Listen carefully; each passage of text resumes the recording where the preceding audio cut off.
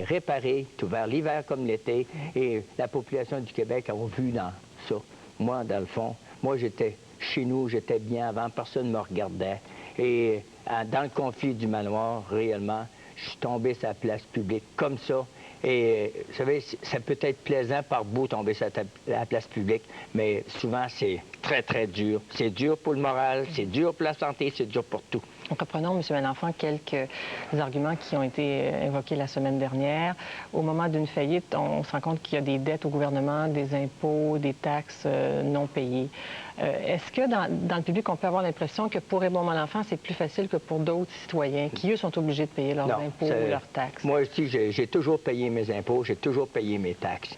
Qu'est-ce qui était en conflit? C'était la dépréciation des bâtisses et est-ce que de la location de bureau, de la location de chambre et de la location. Pour moi, ça a toujours été de la location.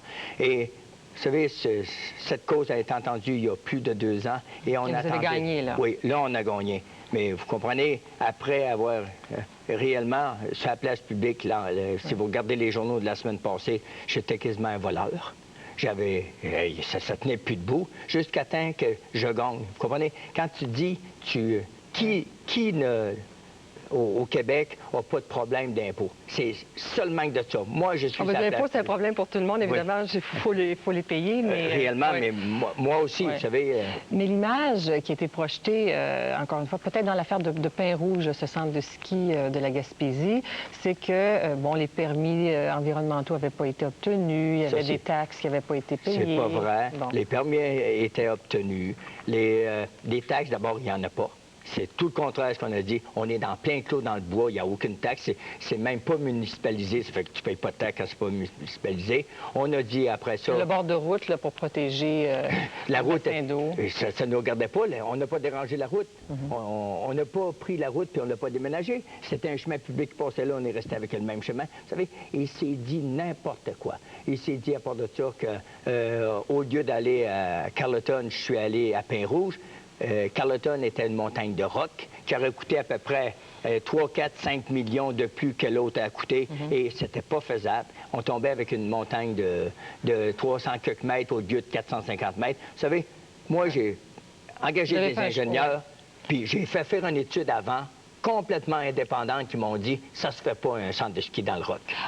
Vendredi, on a senti quand même beaucoup d'amertume, n'est-ce pas, dans vos propos.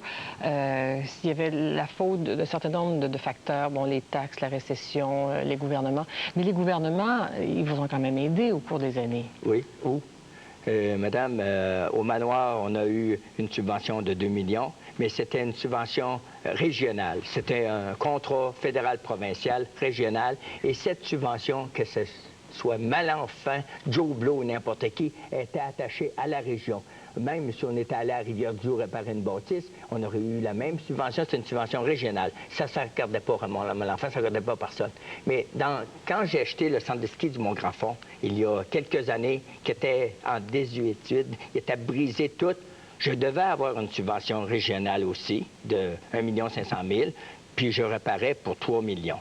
Et après que l'ouvrage a été fait, complètement fait, j'ai plus de subvention, on m'a fait un prêt.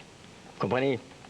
Subvention puis un prêt, c'est pas pareil. Quand tu fais un ouvrage en sachant que tu vas avoir une subvention et tu n'as plus la subvention. Vous savez, ailleurs, j'ai fait 4 salles de congrès. Allez voir ailleurs. Partout, les salles de congrès sont subventionnées par le gouvernement. Montréal est payé par le gouvernement. Québec, c'est payé par le gouvernement. Je n'ai jamais eu un sou. Vous savez, je pense que ma part, là, on en met, hein? Je n'en ai pas eu tant que ça, hein? Monsieur Malenfant, vous avez perdu des établissements importants, dont le Fort Garry de Winnipeg. Et le casino, vous l'avez gardé? Non, je n'ai pas gardé rien. Et cette question, madame, a fait tellement mal au cœur, je ne veux même pas en parler. Le fait d'avoir perdu ça.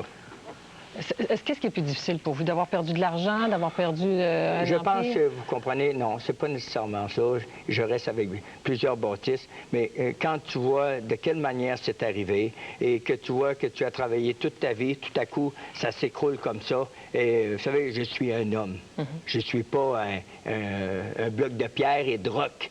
Et la population du Québec, qui ont vu en Malenfant que moi, j'étais un homme. Et je pense que d'avoir perdu ça, pas juste moi qui a de la peine. Je pense que la population, la preuve pour avoir ramassé 700 000 pièces pour ne pas perdre ses édifices dans l'espace de 2 jours, même dans une journée de tempête, c'est une preuve. En tout cas, moi, j'en croyais pas mes yeux et je vois pas une place que ça s'est vu déjà. Qu'est-ce qui est arrivé de cet argent-là? Cet argent, on l'a retourné aux gens, à chaque personne, parce que dans le fond, on ne l'a pas employé. Vous avez eu des gros montants là-dedans? On a eu des très gros montants. C'est que lundi soir, j'ai eu un appel téléphonique de quelqu'un qui m'a dit, M. Malenfant, j'aimerais vous rencontrer, je veux vous aider. Et je suis arrivé là, et le type m'a dit, M. Malenfant, comment vous voulez? Et il m'a passé 175 000 $. J'en croyais pas mes yeux. Le sang m'arrêtait dans les veines. Est-ce qu'il est plus facile de faire faillite que de continuer, ou on n'a pas le choix?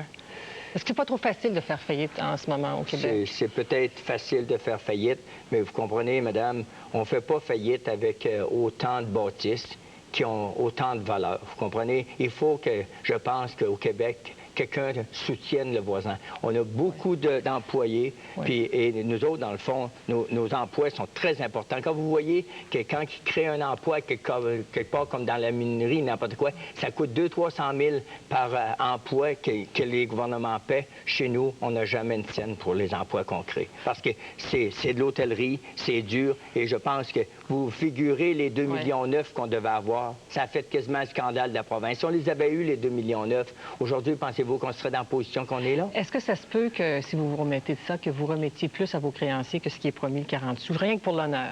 C'est que, madame, on a fait tout notre possible dans la proposition qu'on a faite. On a fait tout notre possible. On s'est arrangé pour donner même des chambres à nos créanciers parce que c'était le moyen de leur en donner le plus possible.